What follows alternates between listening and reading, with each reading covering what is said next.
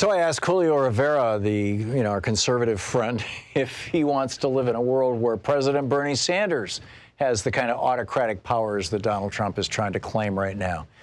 It's got interesting. Check it out. Leave your comments, share it with your friends, ding the bell, and please subscribe to our channel. Alan Dershowitz says, quote, if a president does something which he believes will help him get elected in the public interest, that cannot be the kind of crime that results in impeachment. What if the Republican decides to suspend the election?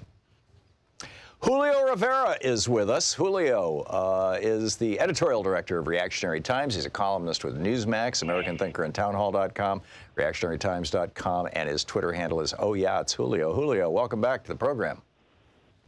Thank you so much for having me, Tom. Been a while since we've talked, my friend. So do you really want to live in a country, and I realize you're in Bulgaria right now, but, you're a U.S. citizen. Do you really want to live in a country where President Bernie Sanders can do anything he wants?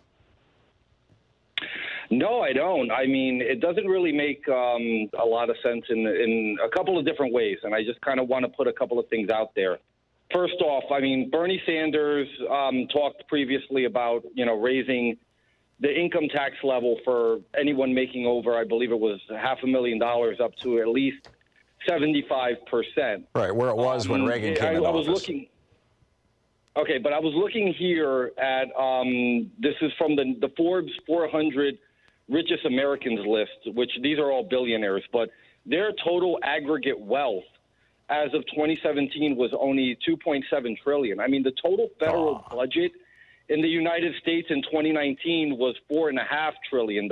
So if you could tax these people at 100%, and you wouldn't even be able to carry the total federal budget. I think you're missing the point of my question, year. Julio. The impeachment process here, you've got the attorney for the president saying that the president can commit crimes, specific crimes, things that are against the law, but if he does it because he believes that his being president is in the public interest, and he's doing it in order to get himself reelected, that's just fine. So if Bernie Sanders or Elizabeth Warren was president of the United States and they decided that, getting themselves reelected, well, it's time to put all the bankers in jail, or it's time to, or whatever. I mean, we could push the boundaries of this thing. I mentioned, one of the things that wouldn't surprise me if Trump tries to do is invoke the Patriot Act, and if he doesn't look like, if the polls look like he's going to lose the election, and just suspend the election. We're talking about the Senate being on the verge of basically changing our nature of government. I mean, the most important defining characteristic of an authoritarian dictatorship is that the authoritarian leader uses the power of the state to maintain his own personal power. And that's what, divided government, three separate branches that are co-equal, was designed to prevent. And Mitch McConnell is about to take that down. And the rationale is because, Trump could commit a crime, but he believed it was in the public interest. I would be astonished, frankly, if a guy who is as committed to the principles of liberty as you are agreed with this.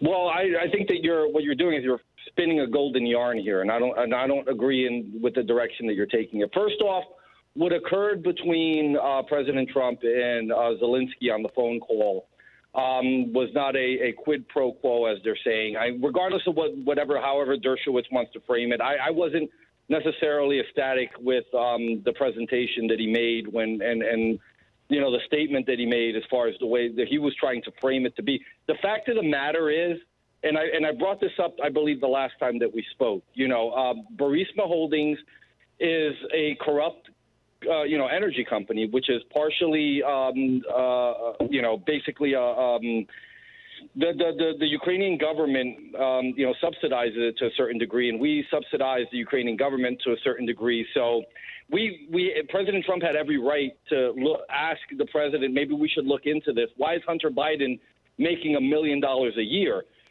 For somebody who has no experience in the energy sector. And I think that the reason that everybody's been going after the president is that there's been a culture amongst the political class in this country, and this is something that you should be upset with too, where this is like the Pelosi's, the Obamas, the Clintons, even the Romneys have always taken advantage of their political clout here to make deals with these foreign entities, peddling their influence. And that's something that, quite frankly, has to stop. So yeah, I agree. Jared Kushner, and even Zelensky. CNBC right now is reporting that back in November of 2017, when Jared Kushner's company was $1 billion underwater and he was desperately seeking money, that he went with Trump to China and met with a whole large group of billionaire investors in China. And just a few months before that, his sister, Nicole Kushner-Meyer, had gone to China and had told, this was recorded, it was caught on tape, told these Chinese investors that if they put $500,000 into a Kushner property in New York, they would qualify for a green card in the United States. We don't know what kind of a pitch Kushner made. We do know that a few months later, Brookfield Properties, which is a Qatar-backed company that has Chinese connections, gave the Kushners $1 billion, or basically bailed them out.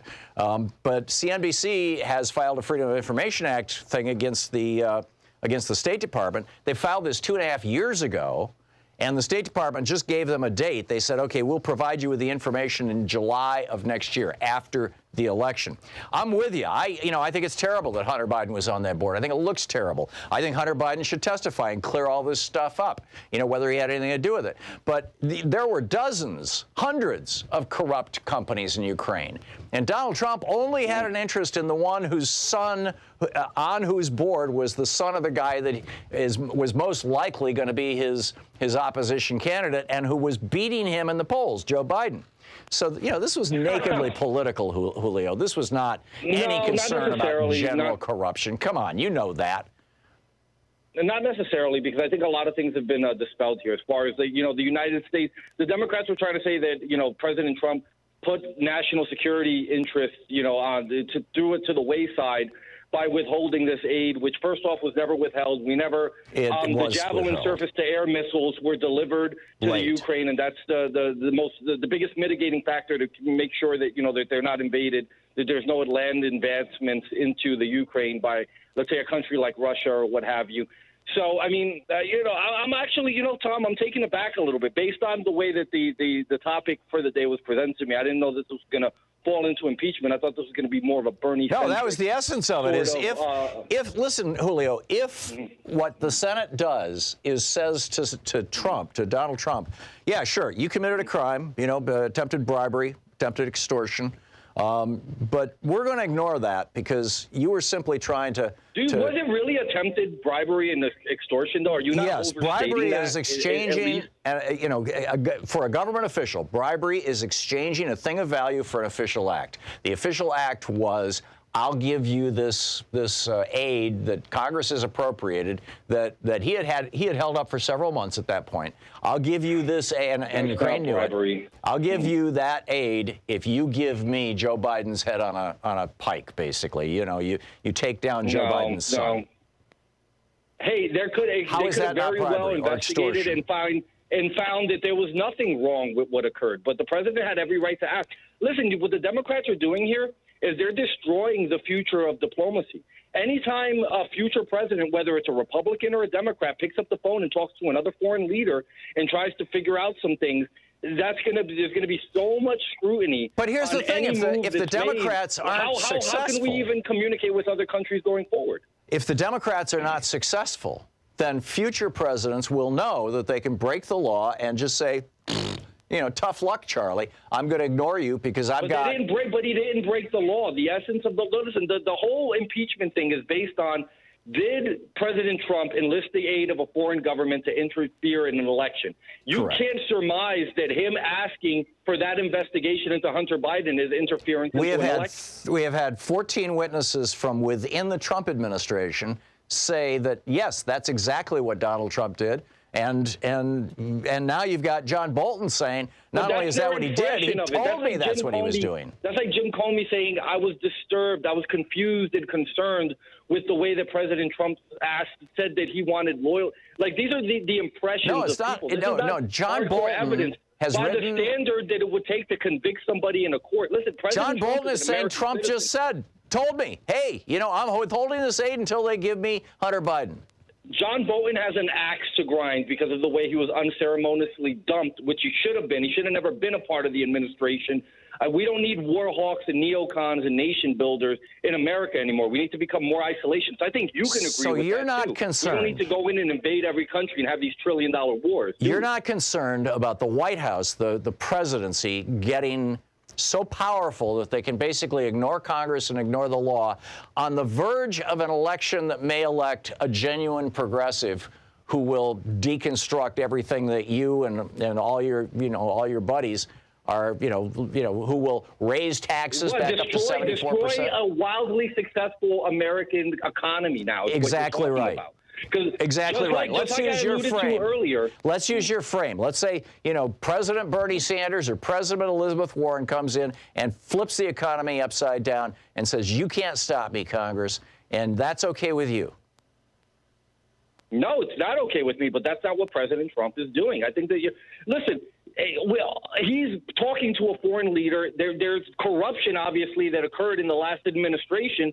He just wants to find out and have it investigated. He didn't say anything other than maybe we should look into this. And that's more or less the I guess the way that the call's been framed by Adam Schiff, and this is more insinuations. People are making assumptions. Well, I don't think what Trump says he wants to look into the CrowdStrike server. You can't convict somebody on what your assumptions of what his intentions were. You have to actually find hardcore evidence that a crime occurred. Yeah. Listen, President Trump's civil liberties have been stepped on ever since he announced that he was running for president. It's been horrible this entire time.